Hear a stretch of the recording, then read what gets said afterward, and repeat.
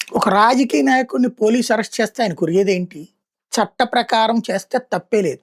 కానీ చట్ట విరుద్ధంగా ప్రభుత్వంలో ఉన్న వాళ్ళని సంతృప్తిపరిచి, అందుకోసం ఒక తప్పుడు కేసు పెడితే, ఆ తర్వాత వాళ్ళు తిరగబడుతుంటే ఇక్కడ చివరికి ఏమవుతున్నది?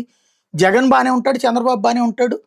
జగన్ టైంలో ఉన్నటువంటి అధికారిని చంద్రబాబు టైంలో ఉన్న అధికారిని జగను జైల్లో పెట్టిస్తే, చివరికి ఐఏఎస్‌లు, ఐపీఎస్‌లు చదివింది జైలుకెళ్ళడానికా?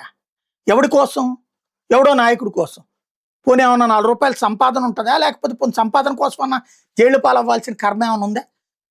ఐపీఎస్‌లు చదివింది మనం వెళ్లి జైళ్ళలో కూర్చోవడానికా? ఎదవల్ని జైల్లో పెట్టడానికా? ఎదవల్ని జైల్లో పెట్టాల్సిన చోటన వీళ్ళే వెళ్ళిపోతే దానివలన ఏంటి ప్రయోజనం?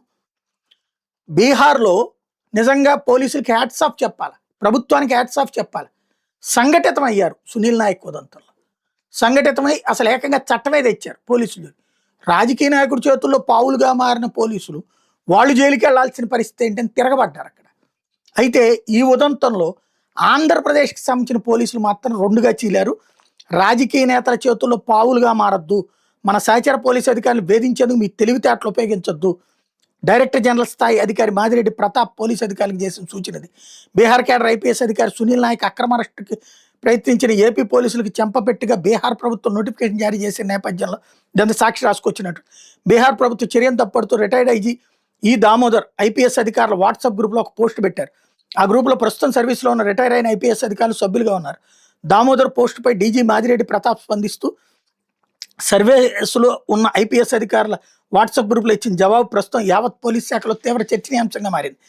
ఆ వివరాలు ఎలా ఉన్నాయి? బీహార్ ప్రభుత్వ నోటిఫికేషన్ న్యాయబద్ధం కాదు. రిటైర్డ్ ఐజీ ఈ దామోదర్ బీహార్ కేడర్ పోలీసు అధికారులపై చర్యలు తీసుకునే ముందు తమ అనుమతి తప్పనిసరి ఆ రాష్ట్ర ప్రభుత్వం జారీ చేశారు.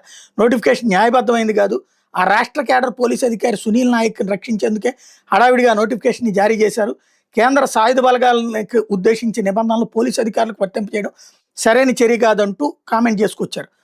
మన తెలివితేటలన్నీ కూడా సహచర పోలీసు అధికారిని వేధించేందుకు ఉపయోగించొద్దు. ఇప్పటికే దేశంలో ఏపీలో మాత్రమే పలువురు పోలీసు అధికారులు జైలుకు వెళ్లారు, విచారణ ఎదుర్కొంటున్నారు. అందుకే రాజకీయ నేతల చేతుల్లో పావులుగా మారద్దు, అధికారిక వ్యవహారాలపై దృష్టి పెడతాం అంతేగాని రాజకీయ నేతల ప్రభావానికి గురైనటువంటి కక్ష సాధింపు ప్రతీకార చర్యలకు పాల్పడవద్దు, వాటికి ముగింపు పలుకుదామంటూ మాదిరెడ్డి ప్రతాప్ అందులోనే కామెంట్ చేయడం సంచలనం సృష్టించింది.